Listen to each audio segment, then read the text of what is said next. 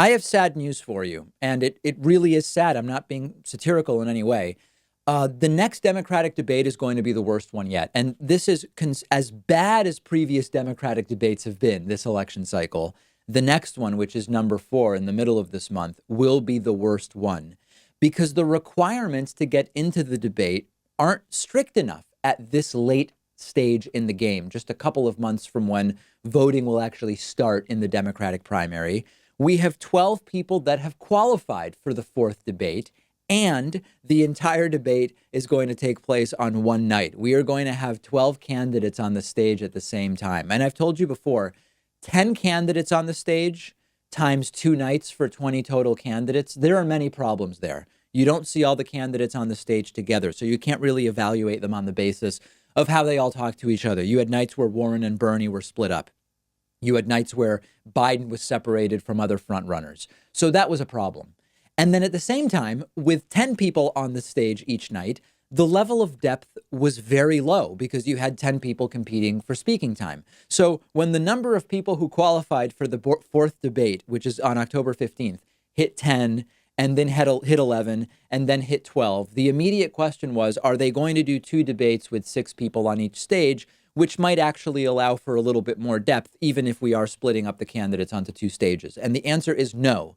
CNN, which is co-hosting this debate with the New York Times, has decided they are going to do one night, 12 candidates all on the same stage. And between CNN again co-hosting the debate, which was just terrible last time, right-wing framing of questions, they shut down my live stream of the debate, as you might remember, and more candidates than ever on the stage at once, this is just going to be terrible. That's the reality. The debate is going to be on Tuesday, October 15th at 8 p.m. Eastern Time.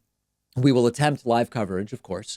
And the reality is that no one can look good with 12 people on the stage, especially when you're answering poorly framed questions from the moderators. So who's responsible here? Is it CNN and the New York Times for wanting it to be on one night? Is it the Democratic National Committee for accepting that it all be done on one night? Who has the power here? It's not completely clear, but what I can tell you for sure, what is very clear is that they are making the debates not only unwatchable, but completely useless in terms of actually providing us with the information that we need to accurately and in an informed way determine who it is we want to support in the 2020 Democratic primary. Now, let's do a little math.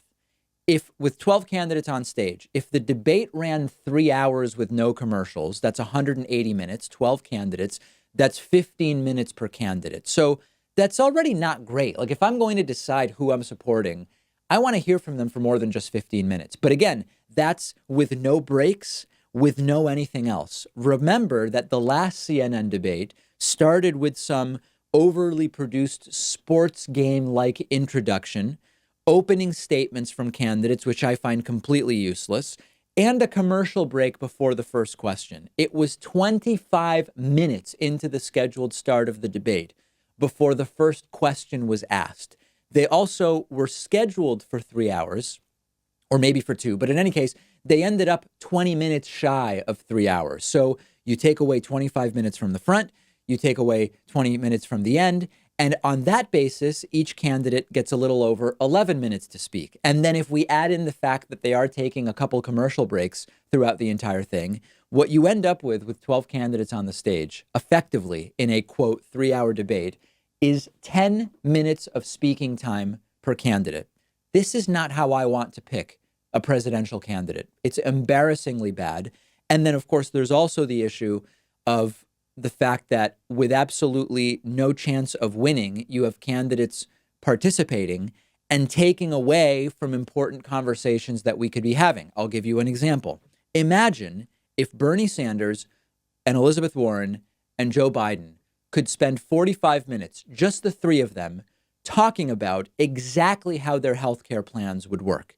We would be able to actually press Joe Biden on how not progressive his healthcare plan is. Bernie Sanders would be able to actually hash out with Elizabeth Warren, okay, well, Elizabeth, if you're open to Medicare for all, but you're also open to other options, give me one of those other options. Let's debate in detail how one of the other options would work. but it's not going to happen. We're going to hear from, irrelevant nonsense from Tom Steyer and Tulsi Gabbard and Amy Klobuchar and other people who have no shot at this.